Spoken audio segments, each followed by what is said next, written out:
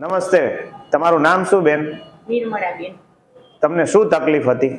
મને છેલ્લા 9 વર્ષથી ઝાડા ઉલટીની તકલીફ હતી અને દિવસના 10 વાર જવું પડે, 15 વખત જવું પડે. મેં કેટલી જગ્યાએ દવા લીધી, એન્ડોસ્કોપી કરાવી 3 વાર, સોનોગ્રાફી બધું પણ, અને ગેસ્ટ્રોલોજિસ્ટની 3 જગ્યાએ દવા લીધી. એટલે દવા લઉં ને એટલું પૂરતું સારું રહે, પછી દવા બંધ થાય ને એટલે પાછું થઈ જાય. તમને આ જે તકલીફ હતી એમાં તમને દિવસના કેટલી વાર લેટ્રિન જવું પડતું હતું? 10-15 વખત. 10-15 વાર. કેટલા વર્ષથી આ પ્રોબ્લેમ હતો? 9 વર્ષ. 9 વર્ષથી. ઓકે.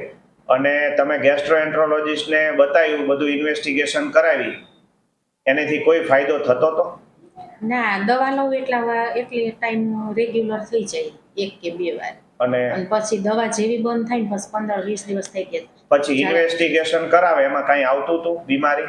એમાં 0% બતાવતું હતું ઇન્ફેક્શન આંતરડામાં. ઠીક છે. ઓકે, હવે આપણી દવા ચાલુ કરી એને કેટલો ટાઈમ થશે? 1 મહિનો. ઓકે, અત્યારે કેટલું સારું છે? અત્યારે 80% કેવું હોય. હવે કોઈ તકલીફ, બહુ લેટ્રિન જવું નથી પડતું ને? ના, 2 થી 3 વાર જ. ઠીક. આ બેનને છે ને ભયાતિસાર નામની આયુર્વેદની બીમારી હતી કે જેમાં છે ને મગજને રિલેટેડ બીમારી કહેવાય, કે વિચાર વાયુ થઈ અને ડાયરિયા થઈ જાય વારી ઘડીએ દિવસે.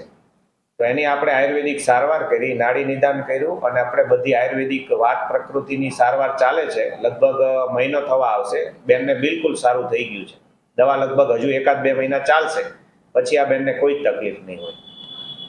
તમે શું કહેવા માંગશો બેન પેશન્ટોને આપણી સારવાર વિશે?